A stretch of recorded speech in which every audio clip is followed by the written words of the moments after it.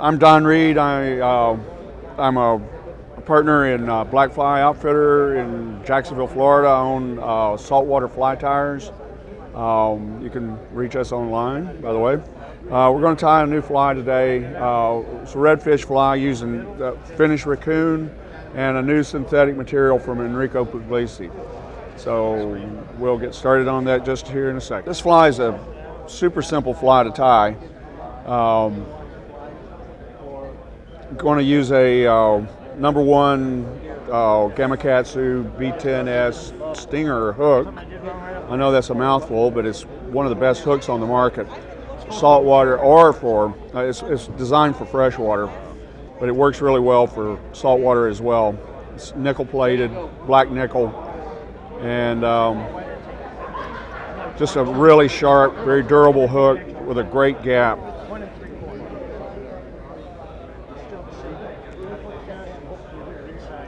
So usually I cover the entire hook shank. A lot of people say that's a waste of time, but I've always done it.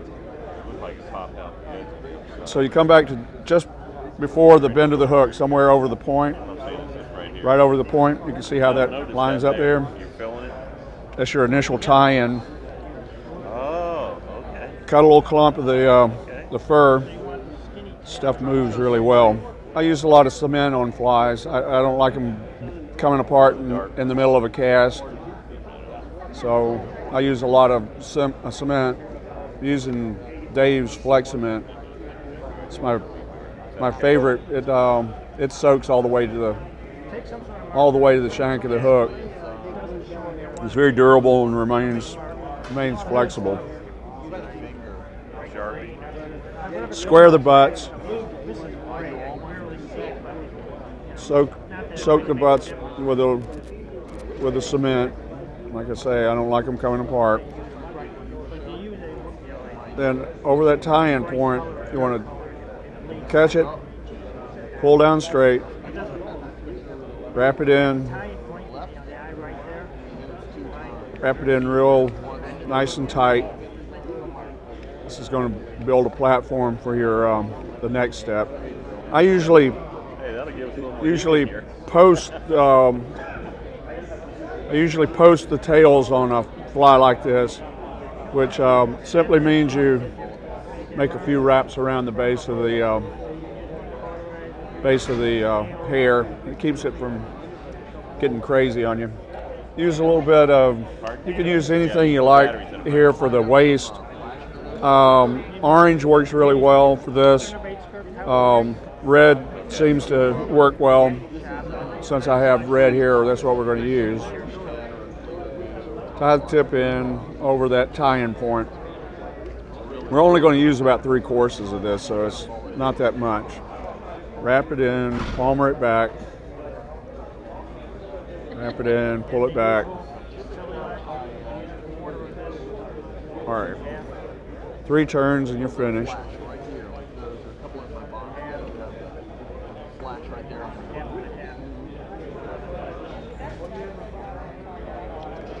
I usually use a different pair of scissors for synthetic materials than I do for the hair scissors that I was just using. Synthetics tend to dull the scissors really quickly. So at any rate, be sure that's tight in.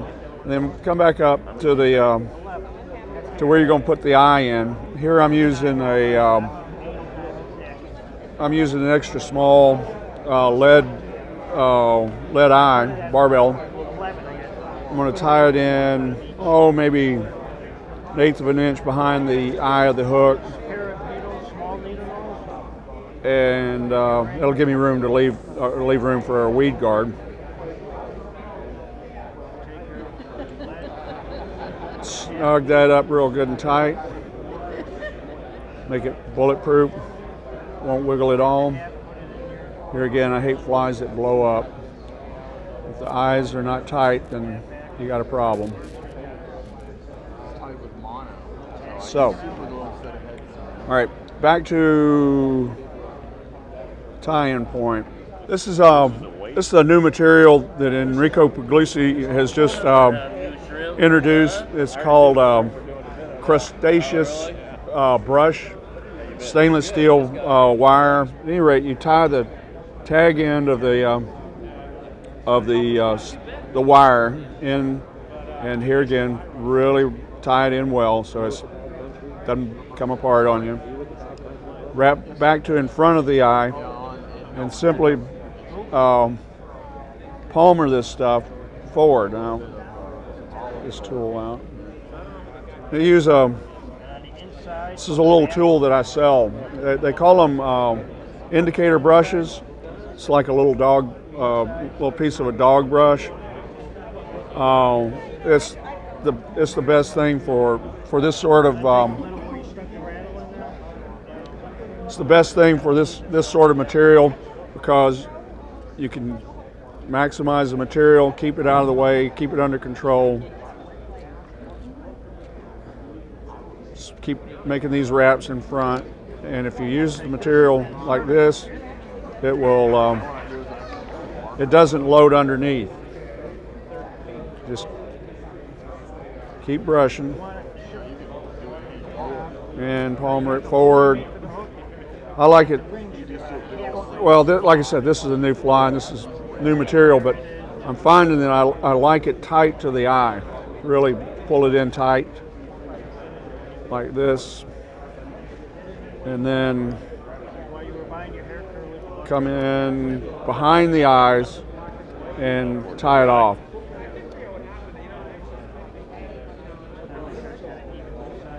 Okay.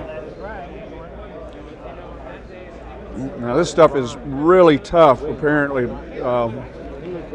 It's much more difficult than most of the brush materials I've been using to cut.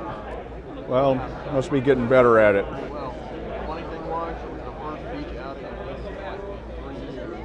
Because the last two were bad. It turned out good. All right, now I'm going to tie off the thread right now because I need to trim this and I don't really want to get into the materials. Carefully come in and trim it. I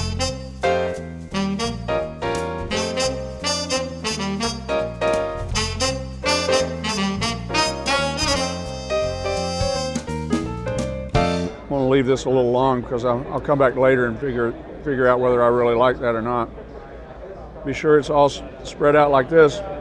Cut a nice head.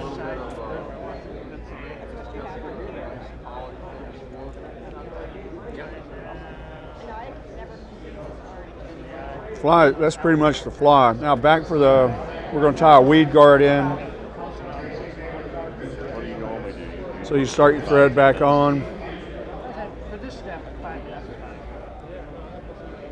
usually I say normally I go 2 at a time. I use, on this particular fly, I usually use a 20 pound test hard mace. Make a weed guard is just make a real sharp pinch on it, slip it over the hook, leave a little tip of it standing up. This will give you a good bite on it. About 6 wraps behind it, and then come in front of it, about 6 wraps.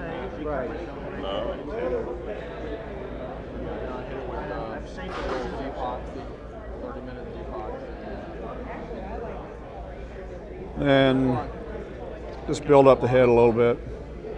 Flip it over. Split the legs on this. It's 2 wraps down underneath. Back on the other side, 2 wraps underneath. 2 wraps.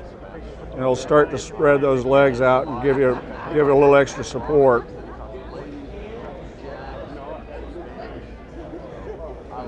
You see how that begins to work?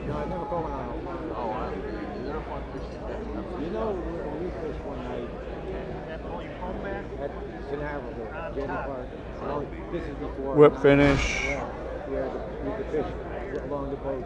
Right. We would get like 1 o'clock in the morning fishing for those ribbon fish. Oh, yeah. Those sunny fish. Oh, ribbon fish are fun. You can look at them now, and they look like they're going to rip your face off, don't they? It's like, Trim it off, trim the weed guard. Yes, right. But they're great. And I use White fire. I use UV knot sense for most of the heads on these. You can use epoxy. It takes a little longer, and Definitely, you want but this material's become what I use on most of my flies, my personal flies at any rate. Off, went to the galley and took a left. Builds up real nice. Be sure you got your legs where you want them, because the first time you hit it with this light, it's going to set. I've been wanting to try to catch one every year in the wintertime. Fish in the river for trout. I'll put it on the fly. That's it.